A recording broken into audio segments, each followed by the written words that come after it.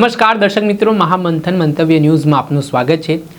આદિવાસી સમાજના શેર ગણાતા બે ધારાસભ્ય ચૈતર વસાવા અને અનંત પટેલ આજે એક સાથે સુરત ખાતે આવેલી જે ડીજીવીસીએલની કચેરી છે ત્યાં રજૂઆત કરવા માટે પહોંચ્યા હતા।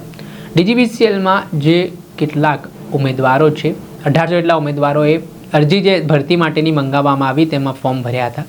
6 મહિના જેટલો સમય વીતી ચૂક્યો છતાં આજ દિન સુધી ભરતી કરવામાં નથી આવી, જેના જ કારણે ઉમેદવારોની ધીરજ ખોટી છે અને તેઓ રીતસરના ધરણા ઉપર ઉતર્યા છે। અગાઉ 6 મહિના પહેલાં ધારાસભ્ય અનંત પટેલ અને ચૈતર વસાવા છે તે સુરત ખાતે પહોંચ્યા હતા। ડીજીવીસીએલના અધિકારીઓને તેમને રજૂઆત પણ કરી હતી। જે તે સમયે ધારાસભ્યની વાત પર આશ્વાસન આપવામાં આવ્યું કે તેમની ભરતી થશે, છતાં ના થતાં આજે બંને ધારાસભ્ય ધરણા ઉપર નીચે જમીન પર બેસી ગયા હતા। ત્યારબાદ તેમણે અધિકારીઓ પાસેથી જવાબ માંગ્યા હતા।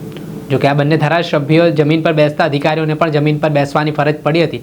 આજે આગે સમગ્ર સ્થિતિનું જે નિર્માણ થયું હતું તે બાદ ધારાસભ્ય ચૈતર વસાવા અને અનંત પટેલે મીડિયા સમક્ષ પ્રતિક્રિયા આપતા આગામી સમયમાં આયોજનોને લઈને શું વાત કરી તે સાંભળો। થઈને ઇલેક્ટ્રિકલ આસિસ્ટન્ટની ભરતી પાડી હતી। એમણે 22/12/2024ના રોજ પોલ ટેસ્ટ પણ અહીંયા લીધો હતો અને 19/1/2025ના રોજ લેખિત પરીક્ષાઓ પણ લીધી। ત્યારે એમણે એવું કીધું કે 1800 થી 2000ની વેકેન્સી છે ને અમે આસિસ્ટન્ટ ઇલેક્ટ્રિકલને ભરતી કરીએ છીએ। ત્યારે હજારો યુવાઓએ એમાં ભાગ લીધો, પરીક્ષા આપી, પાસ થયા। 1864 લોકોનું મેરિટ લિસ્ટ પણ બની ગયું અને એમણે કીધું કે અમે મહિનાની અંદર એમને જોબ માટે ભરતી કરી લઈશું। બાદમાં આજે 10 મહિના થઈ ગયા પછી પણ એ લોકોની ભરતી થઈ નથી। અમે વચમાં રજૂઆત કરવા માટે અહીંયા આવ્યા હતા, તે દિવસે 65 લોકોને એ લોકોએ ઓર્ડર આપ્યા અને હાજર કરી લીધા છે। હજુ પણ 1800 જણ પેન્ડિંગ છે। તો અમારે ડીજીવીસીએલ દક્ષિણ ગુજરાત વીજ કંપની લિમિટેડને વિનંતી છે, જે 1800 લોકો પાસ થયા છે, મેરિટમાં આવ્યા છે, એમને તાત્કાલિક ધોરણે સરકારના ધારાધોરણ મુજબ એમને નોકરીનો ઓર્ડર આપવામાં આવે, એમની ભરતી કરવામાં આવે એવી અમારી માંગણી છે। આગળ અમે રજૂઆતો કરી હતી, એમણે અમને બાંહેધરી આપી હતી કે અમે 3 મહિનાની અંદર 1800 જણને નોકરી પર લઈ લઈશું। આજ દિન સુધી કોઈને લીધા નથી, માત્ર 65 જણને એમણે ઓર્ડર આપ્યા છે। એમણે અમને જાણવા મળ્યું છે કે દિલ્હીની એક પ્રાઇવેટ કંપની છે, જે ભાજપના મોટા નેતાની કંપની છે, એને બારોબાર મેન પાવર પૂરું પાડવા માટેનો કોન્ટ્રાક્ટ આપી દીધો છે અને એ લોકો પોતાના દિલ્હી, યુપી, બિહાર અને ઝારખંડથી લોકો મંગાવે છે અને અહીંયા મેન પાવર પૂરો પાડ્યો છે।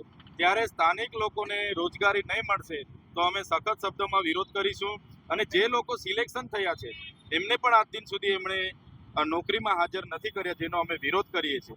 જો સમયે આ લોકો નિર્ણય નહીં લેશે તો અમારી આખી સુરતની ટીમ, એ ઉમેદવારો અને અમે બધા સાથે રહીને આવનારી રણનીતિ કઈ રીતના બનાવવાની છે અમે બધા નક્કી કરીશું અને આવનારા દિવસોમાં આનાથી પણ મોટા કાર્યક્રમો અમે હા, વલસાડના પણ ઘણા યુવાનો આ ભરતીમાં પાસ થયા છે અને અનંતભાઈ પણ ગઈ વખતે આવ્યા હતા અને આજે પણ તેઓ આવે છે।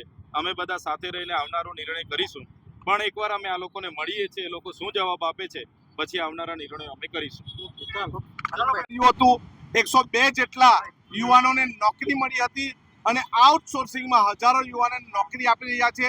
આના અનુસંધાનમાં અમે ફરી એકવાર કચેરીના અધિકારીઓ પાસે જવાબ માંગવા આવ્યા છે કે નવી પરીક્ષા લેતા પહેલા જેણે પરીક્ષા આપી છે, જે ઉત્તીર્ણ થયા છે, એમને નોકરી આપવામાં આવે અને ત્યારબાદ પરીક્ષા લેવામાં આવે। જો અમારી માંગણી નહીં સ્વીકારાશે તો અમે આક્રોશ સાથે ધરણા પ્રદર્શન આ કચેરીની બહાર કરીશું। કેટલા નોકરી આપવાની વાત થઈ હતી, કેટલા આપવામાં આવી?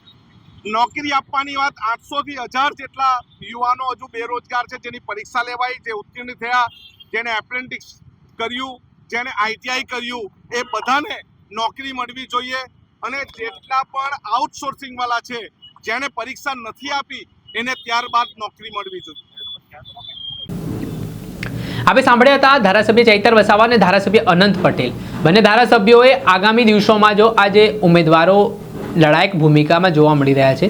આદિવાસી સમાજના યુવાનો છે, જેમણે ખૂબ મહેનત કરીને ડીજીવીસીએલમાં નોકરી મેળવવા માટેની તે તેમને સરકારી નોકરીની વાત હતી, પરંતુ જે રીતે શોષણની પ્રક્રિયા, કોન્ટ્રાક્ટ આધારિત આ ભરતી કરવાની પ્રક્રિયા હાથ ધરવામાં આવી, તેની સામે આ ઉમેદવારો નારાજગી દર્શાવી રહ્યા છે, પ્લેકાર્ડ દર્શાવીને વિરોધ નોંધાવી રહ્યા છે।